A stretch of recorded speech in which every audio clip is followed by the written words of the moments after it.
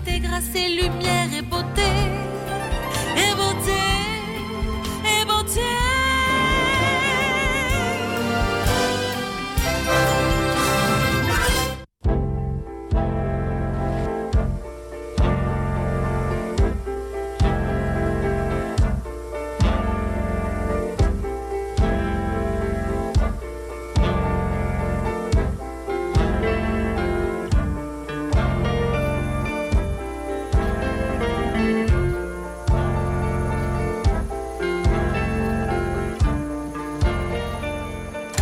Ah, eh bien la voilà, la fameuse décharge de Payatas, la montagne fumante de Manille, l'un des plus monstrueux amas de déchets du monde. Oui, tout ce que la ville n'arrive plus à traiter, elle l'entasse ici. 7 hectares de superficie, 200 mètres de hauteur. 4000 personnes y travaillent en permanence à la recherche de matériaux à revendre. Oh, sous le soleil, les gaz à effet de serre ne doivent pas manquer. Oui, et des plus toxiques, benzène et toluène.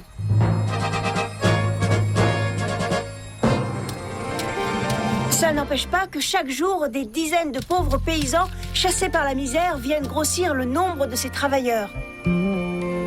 Pas gai tout ça. Bah, ils avaient qu'à rester dans leur campagne. Cette odeur, c'est insoutenable.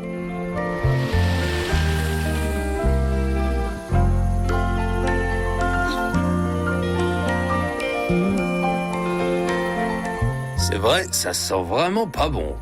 Quelle idée de venir jusque-là. Oh. Nous sommes là pour étudier le possible recyclage des déchets, pas pour nous promener.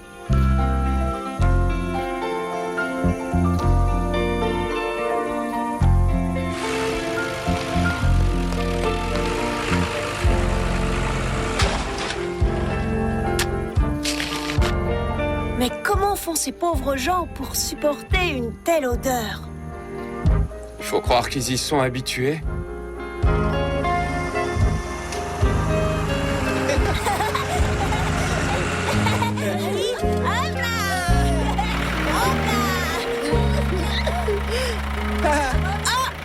Attention!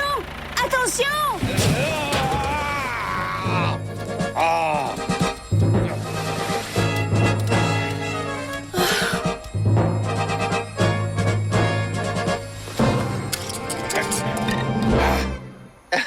En voilà un endroit pour faire du tourisme. C'est votre baptême de la décharge?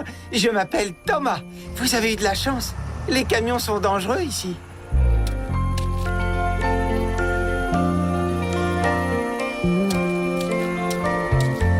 Dis-moi, à ton âge, tu ne vas pas à l'école? Tu dis ça à cause de mon cartable? Je l'ai trouvé sur la décharge. L'école, j'y suis jamais allé. Je suis chiffonnier, moi. C'est dommage, c'est intéressant l'école. Tu devrais essayer, tu verrais. Tu as vu tous les enfants qui travaillent ici. Oui. Un peu de savoir les aiderait sûrement à se sortir de là. Regardez, quand on arrive à sauter sur le camion, on peut y rafler ce qu'il y a de mieux. Joli butin. Dis donc, ça n'a pas l'air de tourpeau, ton métier, hein? Bah, il faut être malin. Moi, je me débrouille. Tu sais, les ordures propagent des maladies extrêmement graves. Il y a longtemps que tu as cet âge sur le Mes bras. parents disent que c'est normal. Beaucoup de gens en ont ici. Si l'on veut décemment soigner cet enfant, il ne faut pas qu'il retourne à la décharge. Mes parents ont besoin de moi si je ne travaille pas. Comment on va manger tous les jours? Avec ça, je vais gagner au moins 150 pesos. 2 € pour une journée de travail? Tu crois que ça vaut la peine de risquer sa vie pour ça? Et qu'est-ce que je peux faire d'autre? Ces maisons sont construites sur la décharge. C'est une ville entière que les autorités ont laissée à l'abandon. Il n'y a pas d'eau et notre organisation a créé ce centre de soins. Nous avons aussi ouvert une école. Et voici notre jardin Vous d'enfants. avez bien compris la leçon, alors répétez. Mais il nous faudrait plus de moyens. Presque tous les chiffonniers sont atteints de maladies qu'ils attrapent au contact de ces déchets.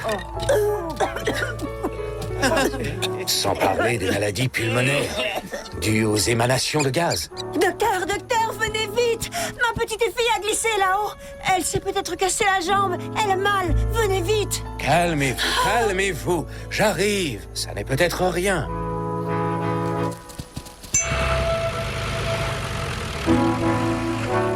Thomas, où est-il? Il en a profité pour filer.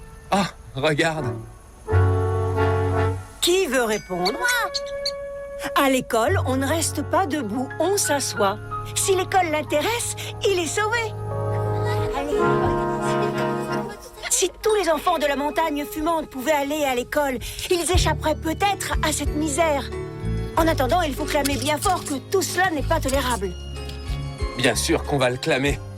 Bien sûr qu'on va le clamer.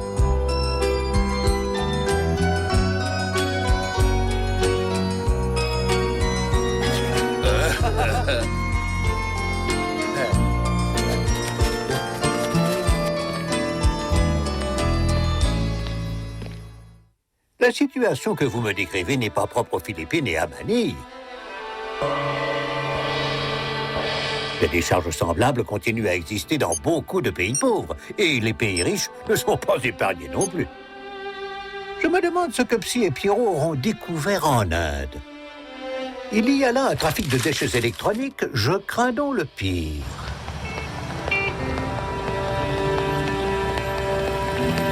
New Delhi n'a rien à envier aux grandes villes occidentales.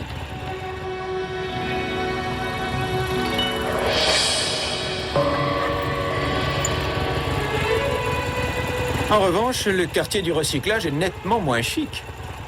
Notre ami du club de la région est déjà là.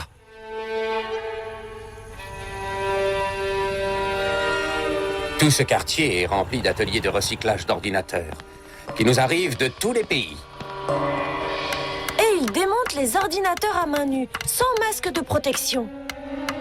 Alors qu'il y a des métaux toxiques qu'il ne faut surtout pas manipuler. Oui, le recyclage se fait comme ça ici. On les laisse se débrouiller et personne ne leur dit que c'est dangereux. Attention, ne faites pas ça. Ce tube contient du plomb. Vous pouvez être contaminé. Oh. On ne peut pas l'en empêcher. Elle n'a pas d'autres outils. Elle doit récupérer le cuivre du tube cathodique. Le cuivre et les autres métaux revendus, c'est ce qui les fait vivre. Vous comprenez? Et c'est quoi ce qui se passe ici? Vos employés vont être malades s'ils continuent à respirer ces fumées toxiques. Mais vous de vos affaires, vous autres. Mon commerce est légal. Fichez le camp ou j'appelle la police. Viens, Psy, c'est inutile. Nous allons essayer de remonter jusqu'à la source de ce trafic. Allez, vous autres, au travail!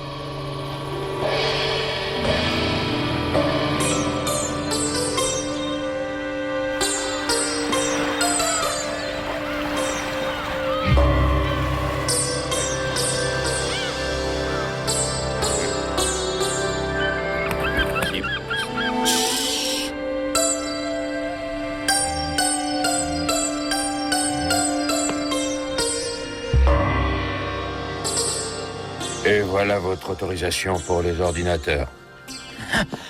Nous aimerions vérifier qu'il s'agit bien d'ordinateurs en état de marche.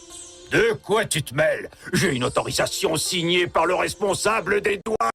Ouvrez ce conteneur. Nous savons que vous importez illégalement des déchets dangereux. Avec la complicité de ce douanier, d'ailleurs.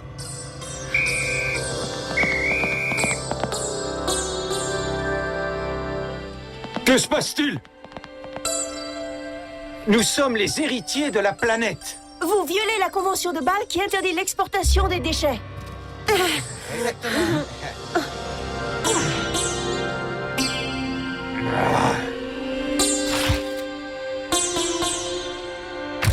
Attention, ces produits sont très toxiques. Nous ne bougerons pas d'ici tant que votre cargo sera à quai. Nous avons maintenant des preuves accablantes contre vous. Espèce d'incapable! Rendez-moi mon argent! Vous êtes en état d'arrestation. L'argent de la corruption servira à acheter des masques et des gants de protection pour les recycleurs.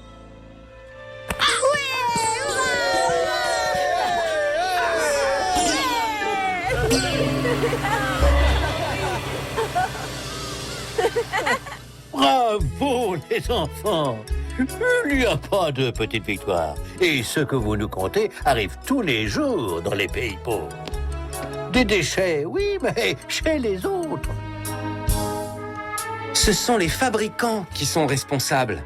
Ils construisent des appareils qui ont une durée de vie de plus en plus courte.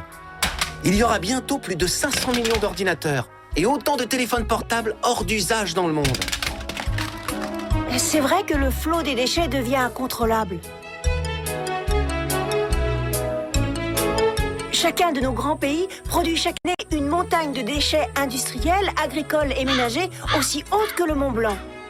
En Europe, un habitant d'un grand pays qui rejetait 20 kilos de déchets dans les années 1900 en rejette aujourd'hui plus de 500 kilos.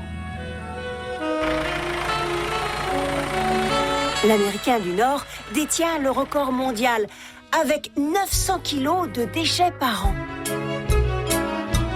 Oui, alors qu'un Africain n'en produit que 17 kilos, qui sont presque intégralement consommés par les animaux. C'est sans doute pour ça qu'on leur envoie nos déchets, pour équilibrer.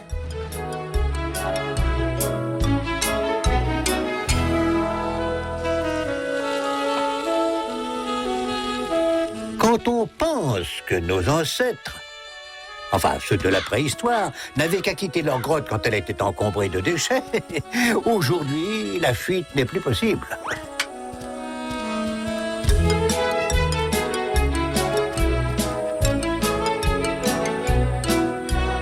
Eh oui, il nous faut traiter ces déchets, mais comment ?